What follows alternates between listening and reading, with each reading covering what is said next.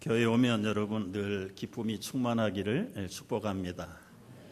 은혜가 풍성하기를 바랍니다.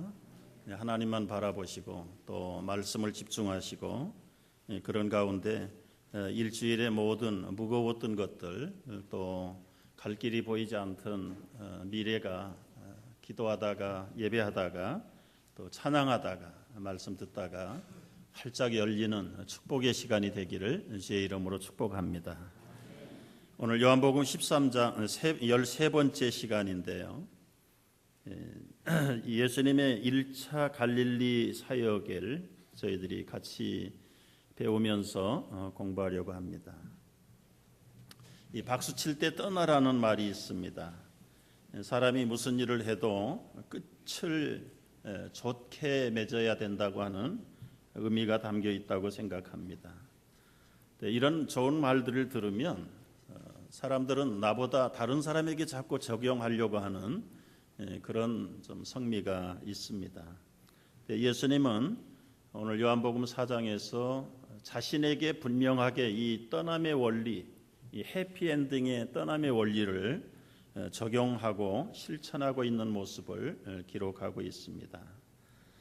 이미 예수님이 전해주신 복음을 듣고 한 사마리아 여인이 변화를 받고 동네에 들어가서 전도할 때에 많은 사람이 예수님에게 나왔습니다.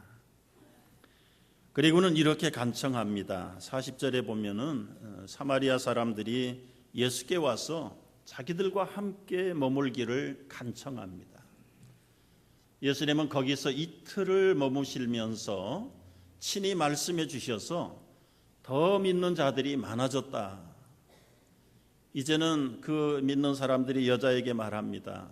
우리가 믿고 깨달은 것은 당신의 말이 아니라 이제는 우리가 직접 메시아 그리스도를 만나보고 그분이 세상의 구주라는 사실을 우리가 알게 되었다.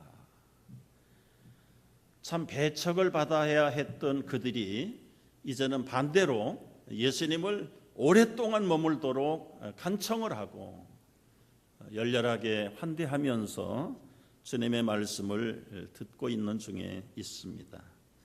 예수님 편에서 보면은 복음의 불모지에서 이제 금맥을 캔 것이나 다름이 없습니다. 시간만 가면 온 사마리아 사람들이 다 나올 것도 같습니다.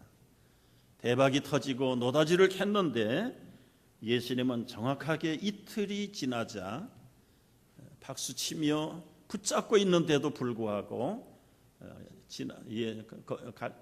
사마리아를 떠나서 갈릴리로 가셨다고 기록합니다. 하나님 말씀은 한자 속에도 굉장한 진리를 함축하고 있습니다. 거기를 떠났다. 저는 묵상하면서 이 구절에 은혜가 있었습니다. 우리가 이 대목에서 어떤 지혜를 배워야 합니까? 떠날 때 떠나야 한다는 것이지. 아무리 좋은 환경이라도 떠나야 합니다. 가야 할 곳이 아무리 열악하고 환영받지 못하는 곳이라도 가야 한다면 가야 합니다. 물론 떠남과 가야 할 곳의 기준은 나에게 있지 않습니다. 우리에게 있지 않습니다. 예수님도 자신이 마음대로 머물고 떠나지 않았습니다. 그 떠남과 그리고 가야 할 곳을 알기 위해서 매일 미명 시간에 아버지의 뜻을 물었습니다. 한밤중에 습관을 좇아서 기도하는 가운데 아버지의 스케줄과 그분의 지시를 기다리면서 예수님은 한 걸음 한 걸음 아버지 말씀대로 살았던 것을 기억해야 합니다. 밥 한 끼 먹는 것도 우리야 뭐 보통 생각 없이 먹지만 예수님은 시장 한 가운데서도 제자들이 점심을 구해 가지고 왔지만 나는 배부르다. 나의 양식은 아버지의 뜻을 행하는 것이 내 점심밥이다. 얼마나 철저하게 떠남과 가야 할 곳을 알았는가. 우리는 지난 금요일 날 맨하탄 엠파이어 스테이트 빌딩 거리에서 일어났던 총격 사건에 대한 뉴스를 읽었습니다. 코리아타운이 가까워서 아마 우리 한국 사람들도 많이 근접한 상황 속에서 충격을 받았다고 보도하고 있습니다. 그 내용은 읽어보니까 이런 거예요. 50대 제프리라고 하는 사람이 직장에서 해고를 당했어요. 의류를 수입하는 회사에 다니다가 해고를 당했어요. 그것도 1년 전에 해고를 당한 거예요. 계속 화를 참지 못하고 있다가 자기를 해고한 스티브라고 하는 41살의 영업부사장을 출근길을 기다렸다가 길에서 권총을 가격해서 살해했습니다. 유의하게 걸어가는데 경찰 둘이 추격을 했어요. 그래서 주고받는 총싸움에 이 범인도 맞아서 살해당하고 애매한 행인들 9사람이 총격의 부상을 입은 아주 엄청난 놀라운 사건이 대낮에, 그것도 오전 시간에 맨하탄에서 있었다고 말합니다. 최근에 한국신문 보니까 여의도에서 지방에서 이곳저곳에서 동시다발적으로 한국은 총이 없는 대신에 칼을 붙들고 나와가지고 그저 자기를 해고한 사람, 지나가는 행인 무차별 공격을 가하고 참 애매한 사람들을 살상하는 비극들이 일어났는데, 한국이나 이 맨하탄에서 일어나는 이 총격 사건의 공통점은 해고, 해직당했다는 안가품이 거기에 공통 주제가 되는 것입니다. 저는 이런 뉴스들을 보면서 말씀을 묵상하고 준비하다가 예수님의 이 떠남의 원리를 미리 배웠더라면 얼마나 좋을 뻔했는가. 우리가 여러분, 이것은 어떤 특정인에게만 일어나는 사건이 아니라 우리도 앞으로 유사한 경험을 했거나 또 할 수 있는 그런 가능성이 우리 모두에게 다 있다는 사실을 알아야 합니다. 그러나 분명하게 알아야 되는 것은 이 해직하는 사람들의 그 아픔, 해고당한 사람들의 낙심, 그 절망감은 경험해 보지 않고는 모른다고 말을 해요. 아무리 낙담되고 아무리 캄캄해도 이렇게 처리하는 법은 아니지요. 먼저 우리가 이런 문제들을 그리스도인 입장에서 잘 정리해보고 또 언제 나에게 닥칠런지 모를런지 그것들을 좀 미리 대비한다면 피차에 새로운 희망이 되고 기회가 되리라고 생각이 되어집니다. 먼저는 해고당한 본인들의 입장을 좀 잘 정리해 볼 필요가 있습니다. 여러분, 해고당했거나 사업이 망했다고 해서 인생이 끝난 거 아니잖아요. 사람들이 왜 직장을, 사업을 자기 인생하고 바꾸는지 모르겠어요. 오히려 새로운 일의 시작일 수 있다는 사실을 알아야 합니다. 한 문을 닫을 때 하나님은 또 새로운 한 문을 열어놓고 계신다는 서양 격언도 기억할 필요가 있습니다. 우리 동부에는 잘 알려지지 않았지만 서부에서 유명하게 된 우리 한국 여성 한 사람 소개합니다. 이름은 진수, 아마 남편이 미국 분 같아요. 테리. 이제 50이 지금은 넘었지요. 벌써 이분 뜬 지가 7, 8년 전인데요. 이분은 한국에서부터 너무 성공하고 싶어가지고 남자들만 가는 공과대학에 들어가서 박사학위까지 감당을 했던 사람. 그런데 보세요. 150군데 이력서를 내가지고 겨우 한 군데 직장 잡았어요. 한국에서. 기쁨도 잠깐 그에게 돌아온 것은 해직이었습니다. 해고였습니다. 낙심하고 그야말로 자포자기할 만한 그런 단계에 그는 낙심하지 않고 저 남편 만나 결혼하고 미국에 건너와서 서부에서 처음에 와서는 주방에 가서 접시 닦기부터 시작하고 가죽 공장에 가서 매니저로 일도 하고 최선을 다해서 얼마나 노력했는데 승진 시험에서 늘 누락되는 거예요. 그래도 포기하지 않고 자기가 약해서 그렇겠지. 낮에는 일하고 밤에는 대학원 경영학 석사 코스에 등록을 해가지고 열심히 직장을 위해서 충성했는데 돌아온 결과는 해직이었습니다.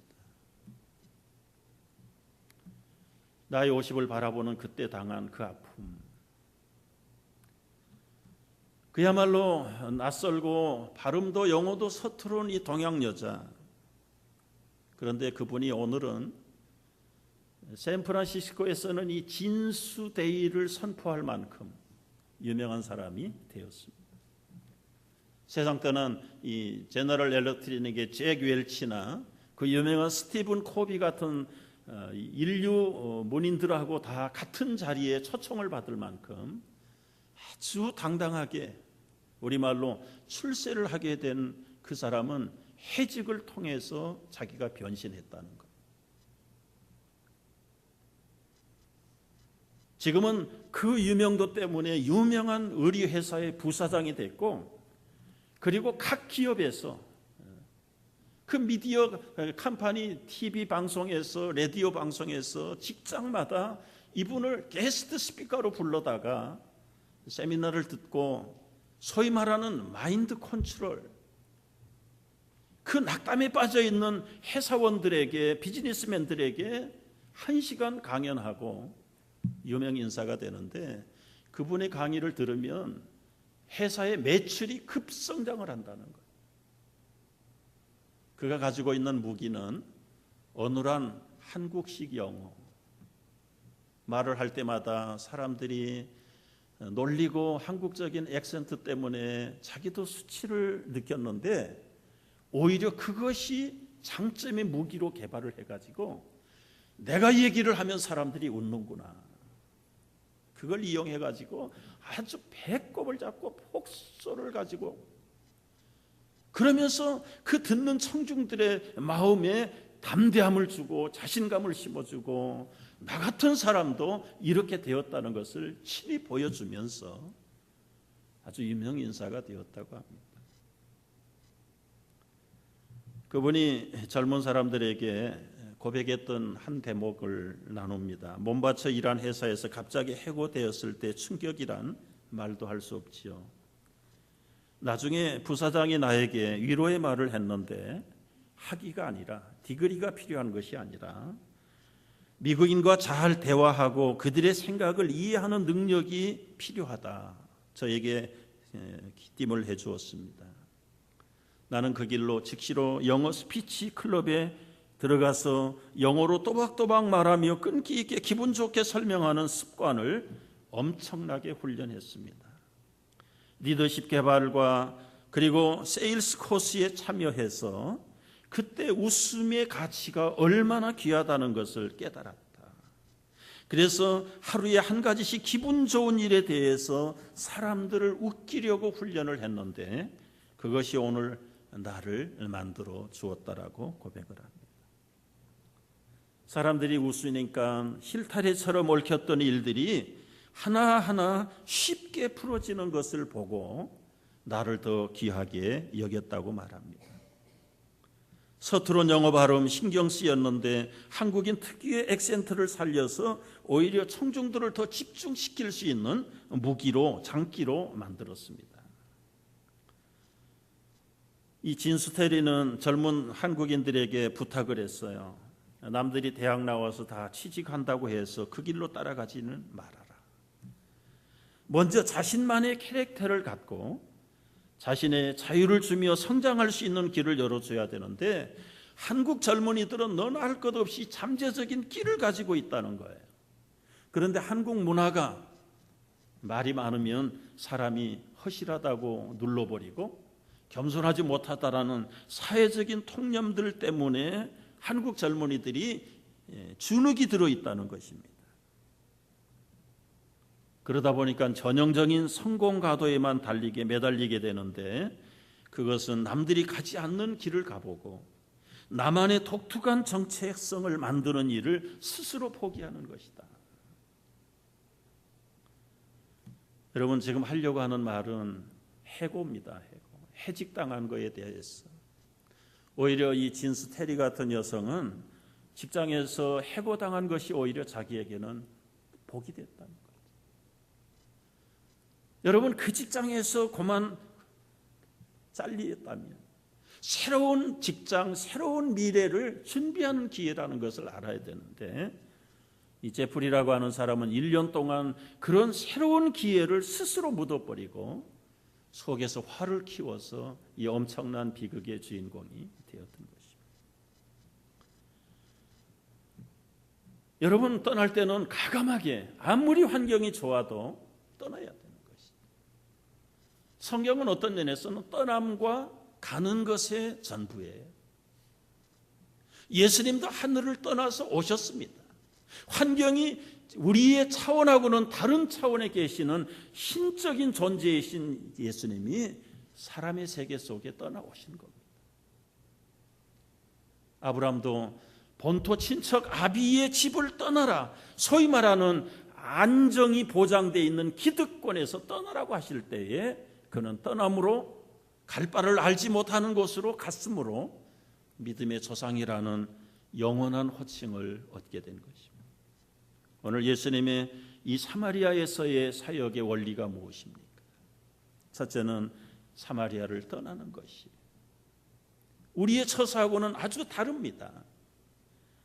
그야말로 대박이 났는데요, 이제부터 성공 가도를 달리는데 예수님은 그걸 마다하고 칼같이 사마리아 땅을 떠나시게 된 것입니다. 우리가 할 말이 많겠지요. 이론으로 따져보면, 원리적으로 따져보면, 경제적으로 따져보면 얼마나 모자라는 행위입니까? 그걸 위해서 다 인생을 투자한 사람들인데, 그런데 잘 풀릴 때에 예수님은 떠났어요. 자신의 기분이 아니라고 그랬습니다. 아버지의 뜻을 얻기 위해서 그는 새벽 미명마다 밤중에 나가서 아버지의 시간과 아버지의 프로그램을 매일매일 순간마다 일마다 때마다 받아가지고 자신의 의지는 전혀 덮어놓고 아버지의 뜻대로 살았던 사람이 바로 예수님의 처신이었습니다.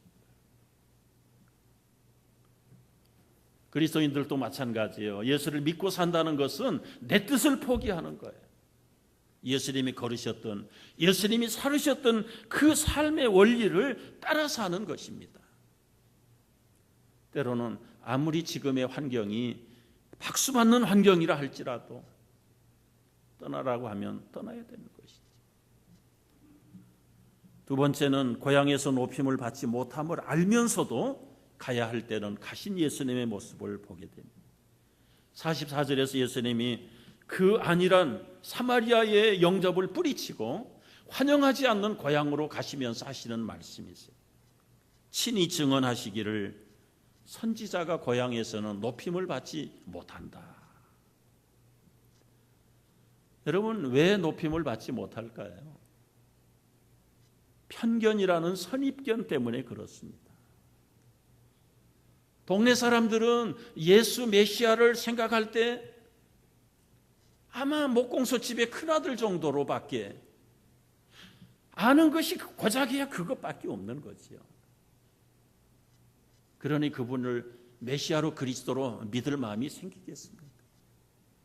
이 사람들은 것을 보지 성령으로 잉태되었다는 이 신비한 비밀을 어찌 그들이 다 알겠습니까? 여러분, 선지자가 고향에서 대접을 못 받는 것, 이 한 번 아들은 영원한 아들이죠. 나이가 60, 70이 돼도 80, 90 부모들 앞에서는 늘 애들.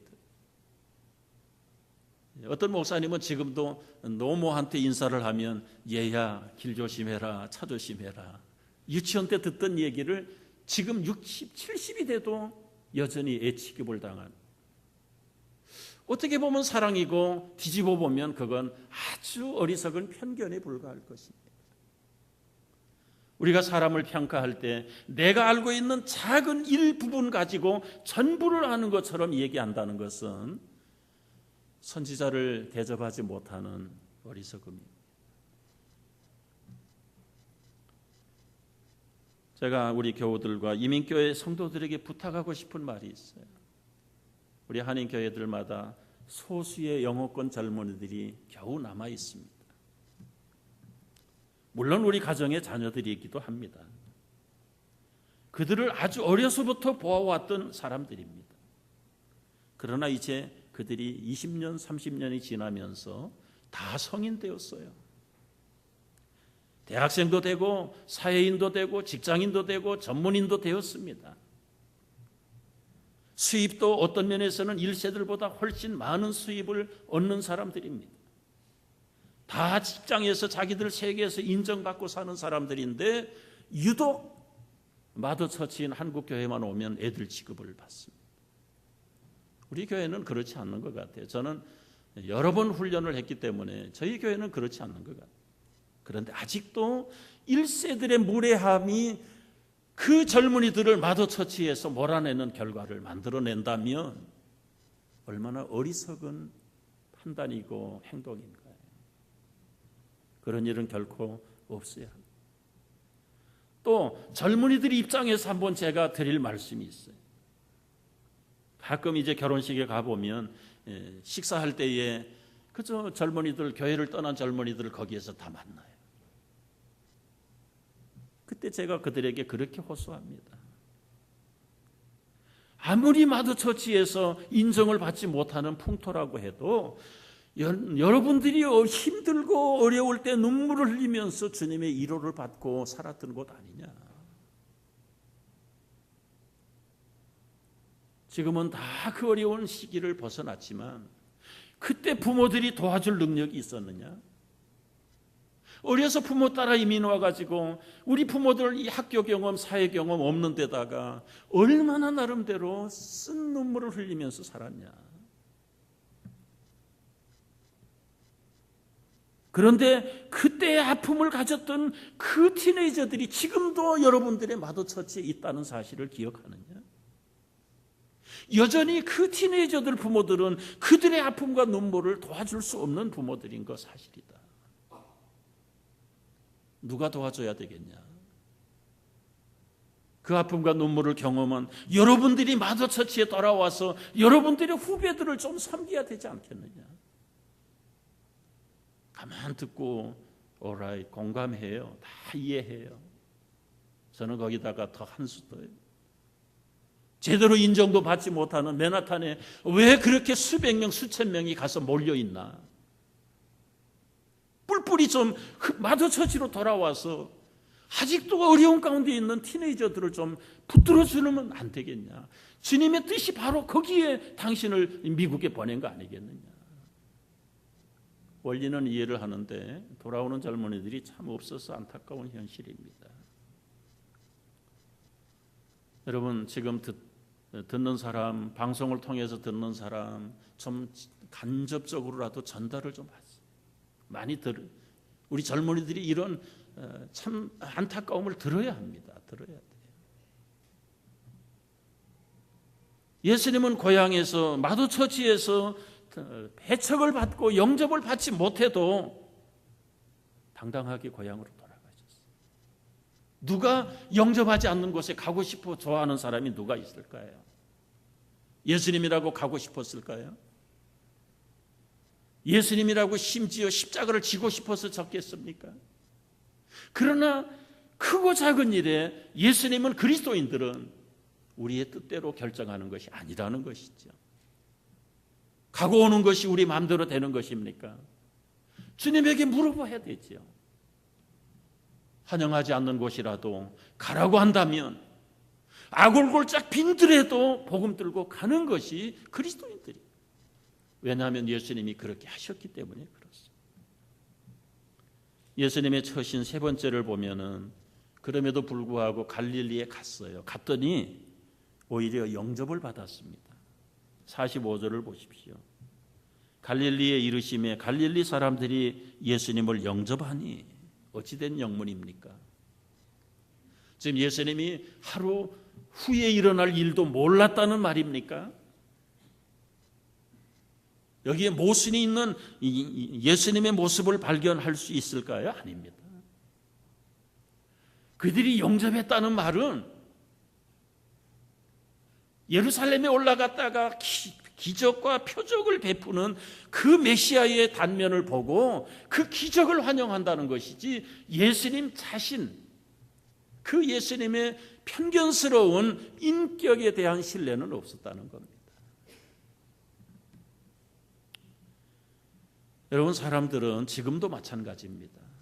예수님의 인격을 신뢰하고 따르기보다 그분을 통해서 얻으려고 하는 어떤 기적이나 표적이나 나에게 이익이 되는 베네핏을 챙기면서 예수를 따른다면 그때 갈릴리 고향 사람들이나 그런 사람들이나 다를 바가 아무것도 없다는 것이지. 신앙이라는 것은 무엇입니까?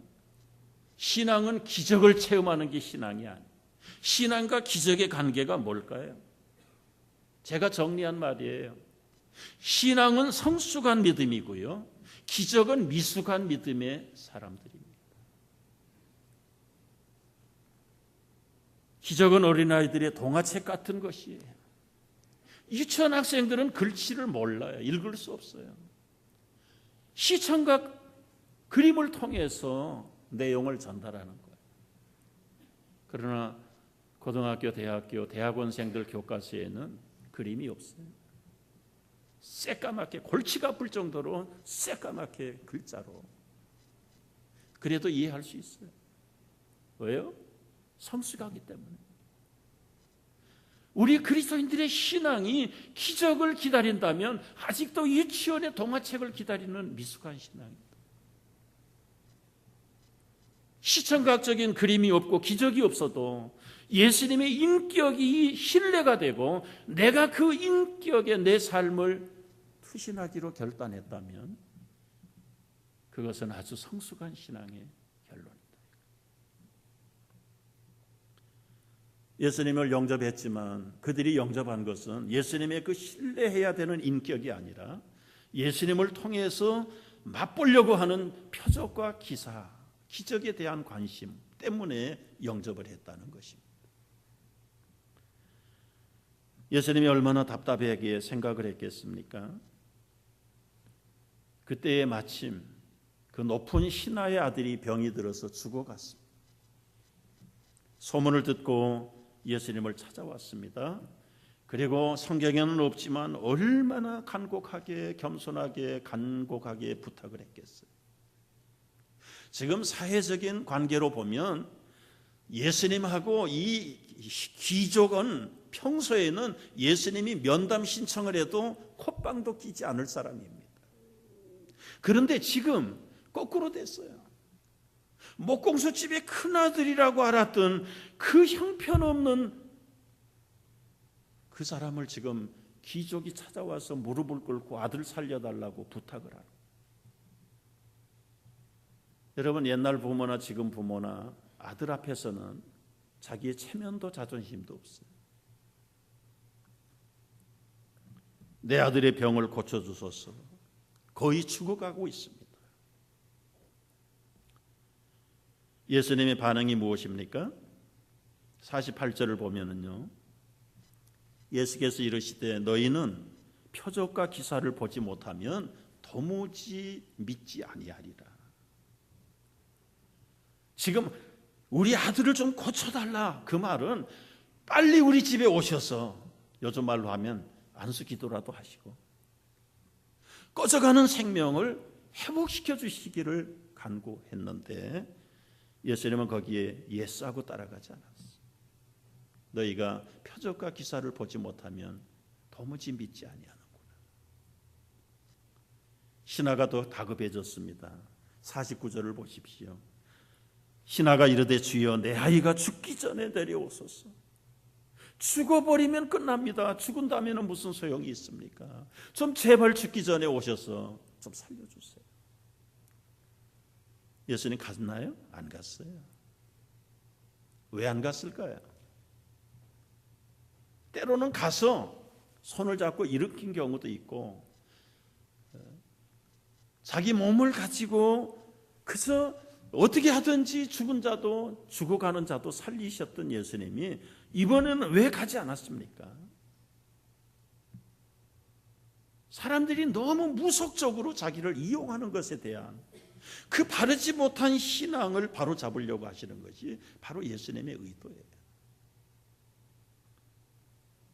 옛날 사람이나 지금 사람들이 이 신앙을, 예수를 믿으면서도 아직도 이 무속적인 요소를 벗지 못하는 사람도 있어요.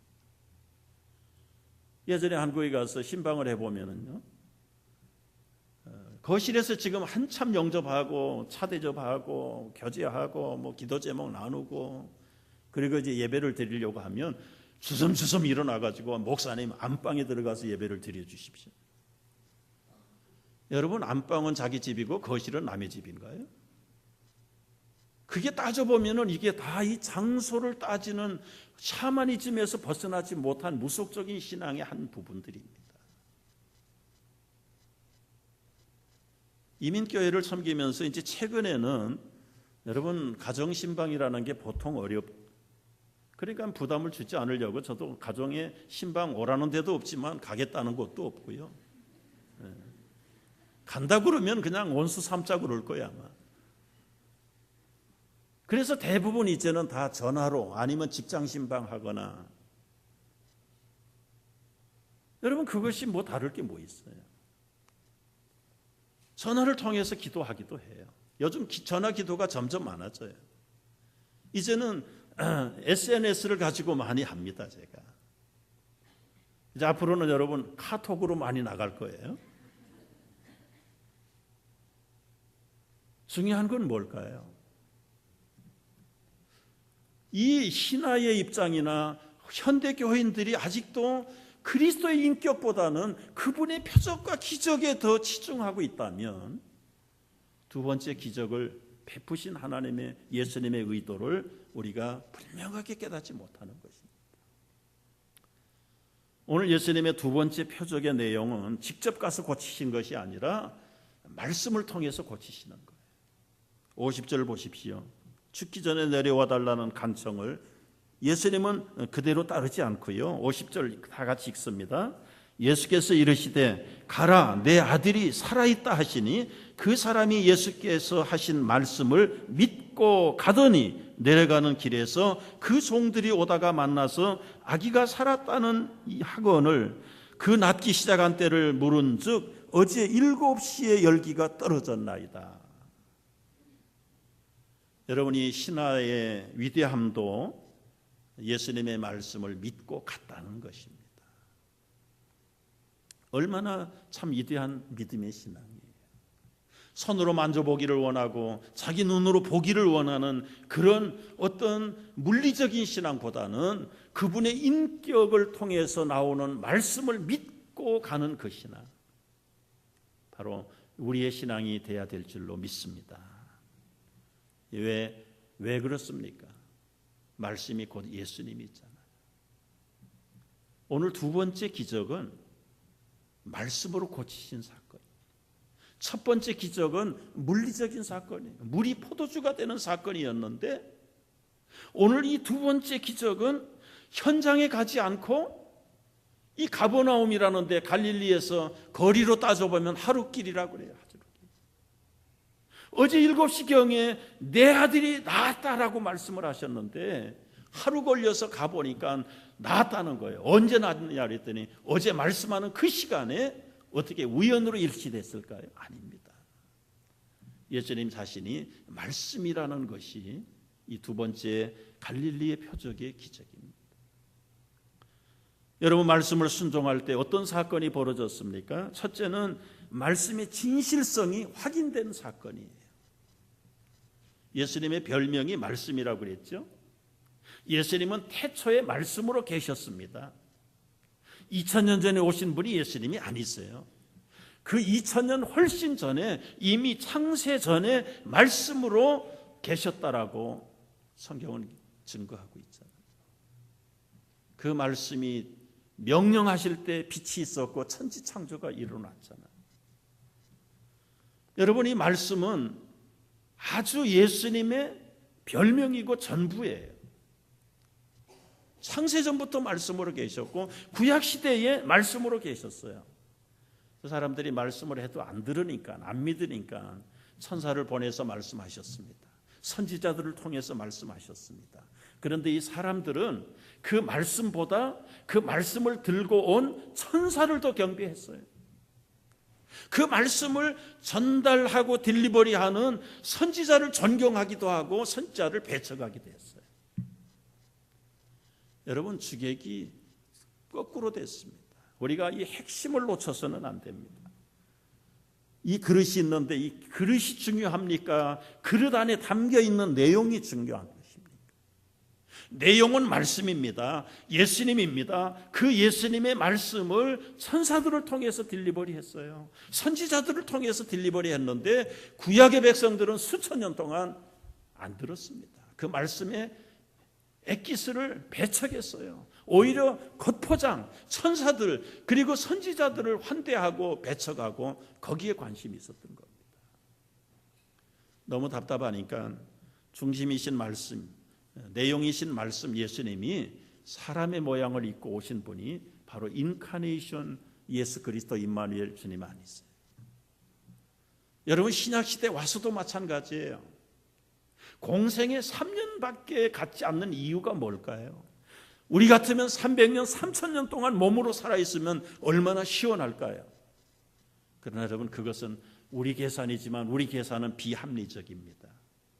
가끔 엉뚱한 생각을 해봐요. 예수님이 지금도 육체로 살아계셔서 면담하는 자들에게 영생의 표를 주신다면 우리 차례 오지도 않습니다. 여러분. 와봐야 번호표 받아봐야 1억 번 받으면 평생 1억 번 세다가 늙어 죽었어요. 세다가 늙어 죽었어요. 얼마나 예수님이 하나님이 참 초계산적으로 한 시간에 동시다발적으로 그의 이름을 믿고 부르는 자들은 한꺼번에 만나주시고 한꺼번에 살리시고 한꺼번에 구원하시는, 그래서 이 십자가의 비밀이 깨닫는 자들에게는 지혜 중에 지혜라고 그랬던 거예요. 그런데 깨닫지 못하는 자들은 어리석은 것 중에 어리석은 것이 십자가라고 그랬죠. 예수님이 말씀이세요. 여러분 훗날 김 목사는 기억하지 못해도 김 목사가 강조했던 것 무엇은 기억해달라? 말씀은 기억하시기를 바랍니다. 지금도 여러분 훗날 기억할 게 아니에요. 우리가 어떤 사인을 받기를 원합니까? 미라클을 체험하기를 원합니까? 그렇다면 말씀을 붙잡으십시오. 말씀 앞에 길이 있습니다. 말씀 속에 진리가 있습니다. 말씀이 오히려 표적과 기사를 뛰어넘습니다. 말씀이 얼마나 진실한가요? 말씀하시면 천지창조가 이루어졌어요. 말씀하시면 귀신이 쫓겨났어요. 말씀하시면 바다가 잠잠하셨어요. 우리가 이 말씀의 가치, 말씀의 기중성, 그 말씀 이퀄 예수 그리스도다, 분명하게 깨달아야 됩니다. 여러분 이 말씀은 두 가지가 있다고 그랬죠. 첫째는 무슨 말씀이 있나요? 기록된 말씀, written word가 있어요. 성경책입니다. 그것은 로고스라는 말로도 표현해요. 여러분 우리 집에 한두 권, 심지어는 몇 권씩 성경 없는 집이 어디 있어요? 그러나 이 기록된 말씀이 나하고 무슨 상관이 있습니까? 기록된 말씀은 한 권의 책일 뿐이에요. 그런데 이 리튼 워드가 리빙 워드가 돼야 된단 말이에요. 살아있는 말씀이 돼야 된단 말이에요. 로고스가 레마가 돼야 된다는 말씀이죠. 레마가 되려면 어떻게 해야 됩니까? 이 말씀 한 구절이라도, 한 단어라도, 오늘 말씀 제가 묵상했던 것처럼 예수께서 사마리아를 떠났다는 그 한 단어를 통해서도 우리의 삶의 떠남과 가야 할 곳이 분명해진다는 원리의 심오함이 있다는 것을. 왜요? 그 말씀은 살아있고 운동력이 있기 때문에 우리를 날카롭게 수술하세요. 우리의 생각을 찔러 쪼개고 관절을 찔러 쪼갠다고 하세요. 이 말씀의 진실함, 이 말씀의 능력, 이건 여러분 우리가 먹고 믿고 실천할 때만 이 능력을 체험할 수 있는 것입니다. 지금 예배 시간에 아무리 설교를 잘 듣는다고 해도요, 이 들어진 말씀, 내게 들려진 말씀이 나의 삶에 적용되지 않는다면, 순종하여 실천하지 않는다면 오히려 더 많이 알고 행치 아니하는 위선의 죄를 쌓고 있을 뿐이라고 말씀하셨어요. 저희 스승 가운데 한 분은 그래서 교인들이 전부가 모이지 않으면 별로 그렇게 성경 공부도 안 하고 예배도 잘 안, 설교도 잘 안 하세요. 새벽 기도를 안 하시는 이유가 뭐냐면 멀리 있는 교인들이 못 온다 이거예요. 올 때에 한꺼번에 하자 이거예요. 그분이 주장하는 것은 부익부 빈익빈 현상이 일어난다는 겁니다. 듣는 사람은 계속해서 잘 되고 안 듣는 사람은 계속해서 쪼그러지고. 그런데 말씀을 들었다 안 들었다의 기준이 뭘까요? 시간적인 기준이 많은 게 좋은 건가요? 물론 좋죠. 그러나 여러분, 한 말씀을 들어도 그 말씀 앞에 나의 순종과 믿음이 행함으로 쫓아가지 않는다면 예수님은 불법을 행했다고 말해요. 오히려 모르는 사람들은 감면할 수 있지만 듣고 행치 않는 자들은 더 많이 얻어 터진다고 말씀을 하셨어요. 거기다가 한마디 더 하셨습니다. 선생 되기를 자청하지 말라. 선생들에게는 더 엄청난 심판이 먼저 임한다라고. 그것은 따져보면은 이 말씀이 얼마나 귀중한가에 대한 엄격한 경고의 말씀. 여러분, 예수님은 현장에 가지 않았지만, 먼 곳에 있었지만, 거리로 따져보면 아마 20마일 정도 될 것이라고 얘기합니다. 비록 20마일 떨어진 곳에서 말씀하셨고 내 아들이 지금 살았다. 그러나 거리가, 방향이, 시간이 중요하지 않습니다. 말씀하실 때 그 말씀을 믿고 가는 그 아비의 마음, 그 아비의 믿음이 중요했던 것입니다. 그런 생각을 해봅니다. 만약에 그 아비가 그 예수님의 말씀을 믿지 않았다면 어떤 결과가 됐을까요? 그건 나중에 물어보자고요. 그러나 믿을 때의 역사가 일어났어요. 여러분, 시집와서 아기를 잉태하지 못하는 며느리 목사님한테 가서 시어머니가 기도를 받자고 그래서 데리고 왔대잖아요. 시어머니 옆에 있고 그 며느리를 위해서 목사님이 열심히 기도하는데 며느리 믿음의 반응이 시큰둥해요. 신바람이 나고 아멘 아멘 하는 것은 그 옆에 있는 시어머니가 열심히 아멘을 하는데 10달 후에 시어머니가 아기를 낳았다는 거 아닙니까? 웃자고 만들어낸 얘기지만 여러분, 말씀은 믿음에서 역사하는 겁니다. 깨닫기를 바랍니다. 우리가 실천할 수 있기를 축복합니다. 오늘 여기 말씀이 예수님의 영광을 보았어요. 말씀할 때 예수님이 메시아인 것을 진실하게 입증해 주는 사건이 이 두 번째 기적의 배우. 그 다음에 마지막은 예수님이 말씀하실 때 어떤 사건이 벌어졌습니까? 52절 끝에 가보면은 그 온 집안이 다 믿었더라고요. 다 믿었더라. 자기와 그 온 집안이 다 믿으니라. 말씀하실 때 믿은 거예요. 이제 마지막 결론입니다, 여러분. 우리 기독교는 말씀의 종교예요. 말씀 자신이 예수님이시고요. 따라서 이 말씀을 사모해야 합니다. 이 말씀을 적용해야 합니다. 이 말씀이 곧 우리의 구원인 것을 분명하게 믿고 소유할 수 있기를 바랍니다. 여러분, 유능한 어느 은사받은 사람들에게 가서 기도받지 않아도 주님의 말씀 붙들고 여러분이 믿고 인격을 다 쏟아 신뢰할 때에 거기에 기적보다 더 놀라운 기적이 체험될 줄로 믿습니다. 이 말씀을 체험하시고 말씀을 통해서 온 가족들이, 우리의 주변이 생명을 얻는 사건들이 일어나기를 주의 이름으로 축복합니다. 기도하겠습니다.